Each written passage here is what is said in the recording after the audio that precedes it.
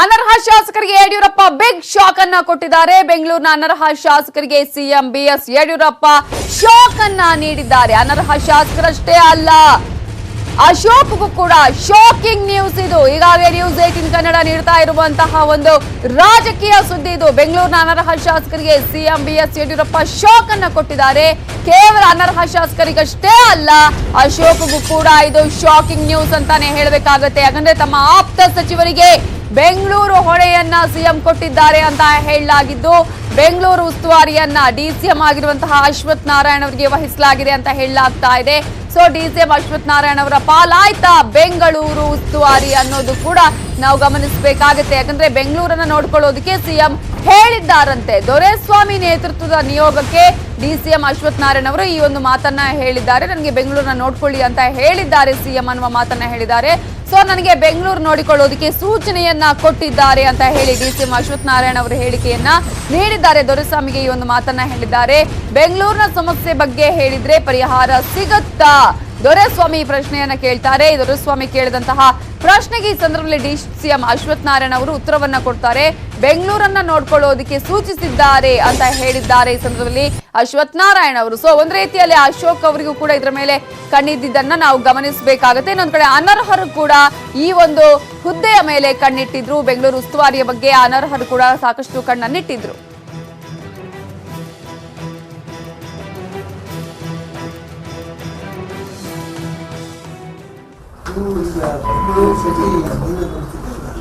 ಇಲ್ಲ ಏನಿಲ್ಲ, ಆದ್ರೆ ನೋಡ್ತೀವಿ ಅಂತ ಹೇಳ್ಬೇಕಲ್ಲ, ಹಿಂಗಿಲ್ಲ ಅಂತ ಹೇಳಂಗಿಲ್ಲ. ಇನ್ಚಾರ್ಜ್ ಮಿನಿಸ್ಟರ್ ವಿಶ್ವಾಸ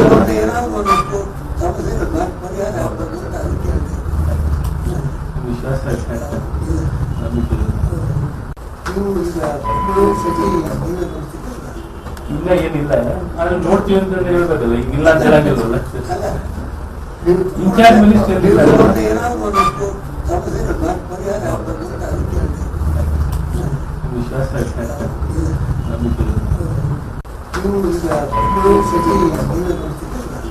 ಇಲ್ಲ ಏನಿಲ್ಲ, ಆದ್ರೆ ನೋಡ್ತೀವಿ ಅಂತ ಹೇಳ್ಬೇಕಲ್ಲ, ಹಿಂಗಿಲ್ಲ ಅಂತ ಹೇಳಂಗಿಲ್ಲ. ಇನ್ಚಾರ್ಜ್ ಮಿನಿಸ್ಟರ್ ವಿಶ್ವಾಸ.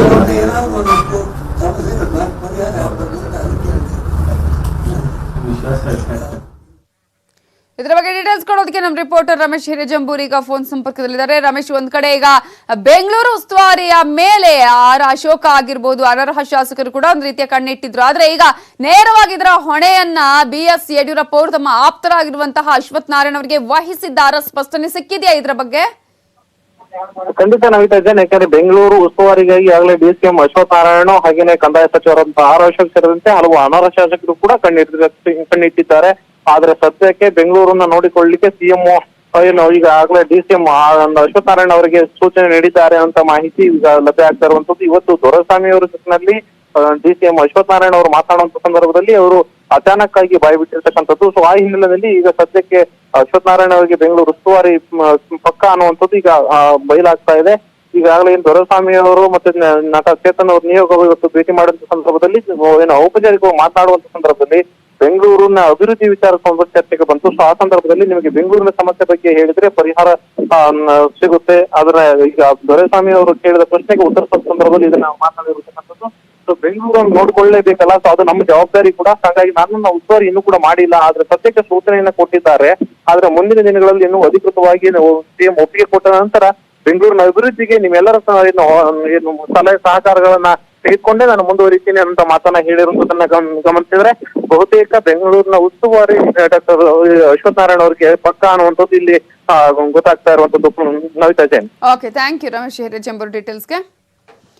ಅನರ್ಹ ಶಾಸಕರಿಗೆ 4ನೇ ಬಾರಿ ಮುಖಭಂಗ ಆಗಿದೆ. ಅರ್ಜಿಯ ತುರ್ತು ವಿಚಾರಣೆ ಮಾಡಿ ಅಂತ ಹೇಳಿ ಸುಪ್ರೀಂ ಕೋರ್ಟ್ಗೆ ಮನವಿಯನ್ನ ಸಲ್ಲಿಸಿದ್ರು ಅನರ್ಹರು. ಆದ್ರೆ ಅರ್ಜಿಯ ತುರ್ತು ವಿಚಾರಣೆ ಸಾಧ್ಯ ಇಲ್ಲ ಅಂತ ಹೇಳಿದೆ ಸುಪ್ರೀಂ ಕೋರ್ಟ್. ಅನರ್ಹ ಶಾಸಕರಿಗೆ ಈ ಮೂಲಕ ಸುಪ್ರೀಂ ಕೋರ್ಟ್ ಶಾಕ್ ಅನ್ನ ನೀಡಿದೆ. ಅರ್ಜಿಯ ತುರ್ತು ವಿಚಾರಣೆ ಮಾಡಬೇಕು ಈ ವಿಚಾರಕ್ಕೆ ಸಂಬಂಧಪಟ್ಟ ಹಾಗೆ ಅಂತ ಹೇಳಿ ಮತ್ತೆ ಅರ್ಜಿಯನ್ನ ಸಲ್ಲಿಸಿದ್ರು ಅನರ್ಹ ಶಾಸಕರು. ಬಟ್ ಸುಪ್ರೀಂ ಕೋರ್ಟ್ ಹೇಳ್ತಾ ಇದೆ, ಇಲ್ಲ, ಅಷ್ಟು ಬೇಗ ತ್ವರಿತಗತಿಯಾಗಿ ಇದನ್ನ ವಿಚಾರಣೆ ಮಾಡೋದಕ್ಕೆ ಸಾಧ್ಯ ಆಗ್ತಾ ಇಲ್ಲ. ನಿಗದಿಯಾಗಿದ್ದ ದಿನಾಂಕವನ್ನ ಡಿಲೀಟ್ ಮಾಡಿದೆ ಸುಪ್ರೀಂ ಕೋರ್ಟ್. ದಿನಾಂಕ ಡಿಲೀಟ್ ಮಾಡಿ ಪ್ರಶ್ನಿಸಿದ್ದನ್ನ ಈಗಾಗಲೇ ಅನರ್ಹರು ಕೂಡ ಪ್ರಶ್ನೆ ಮಾಡಿದ್ರು. ಸೊ ಶಾಸಕರ ಪರ ವಕೀಲರು ಅಲ್ಲಿ ಸುಪ್ರೀಂ ಕೋರ್ಟ್ ನಲ್ಲಿ ಅರ್ಜಿಯನ್ನ ಕೂಡ ಸಲ್ಲಿಸಿದ್ರು. ಜೊತೆಗೆ ತುರ್ತು ಅರ್ಜಿ ವಿಚಾರಣೆಗಾಗಿ ಈ ಸಂದರ್ಭದಲ್ಲಿ ದಿನಾಂಕ ವಿನಂತಿಯನ್ನ ಕೂಡ ಮಾಡಿಕೊಂಡಿದ್ರು. ನ್ಯಾಯಮೂರ್ತಿ ಎನ್.ವಿ. ರಮಣ ನೇತೃತ್ವದ ದ್ವಿಸದಸ್ಯ ಪೀಠದಲ್ಲಿ ಅವರು ಮನವಿಯನ್ನ ಮಾಡಿಕೊಂಡಿದ್ರು. ಆದ್ರೆ ಅನರ್ಹರ ಮನವಿಯನ್ನ ನ್ಯಾಯಪೀಠ ಮಾನ್ಯ ಮಾಡಿಲ್ಲ. ಸೊ ಈ ಮೂಲಕ ಅನರ್ಹ ಶಾಸಕರಿಗೆ ಈಗ ಮತ್ತೊಮ್ಮೆ ಮುಖಭಂಗವಾದಂತಾಗಿದೆ. ಈ ಮೂಲಕ ಸುಪ್ರೀಂ ಕೋರ್ಟ್ ನಲ್ಲಿ ಅಟ್ಲೀಸ್ಟ್ ಬೇಗ ವಿಚಾರಣೆ ಆಗಬಹುದು ಅನ್ನುವಂತ ನಿರೀಕ್ಷೆ ಇತ್ತು.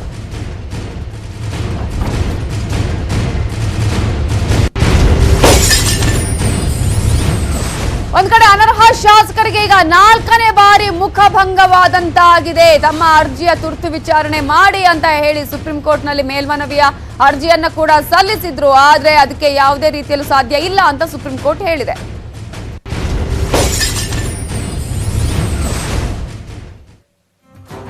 ವೋಟ್ ಹಾಕಿಲ್ಲ ಅಂದ್ರೆ ಹೀಗಾಗತ್ತೆ.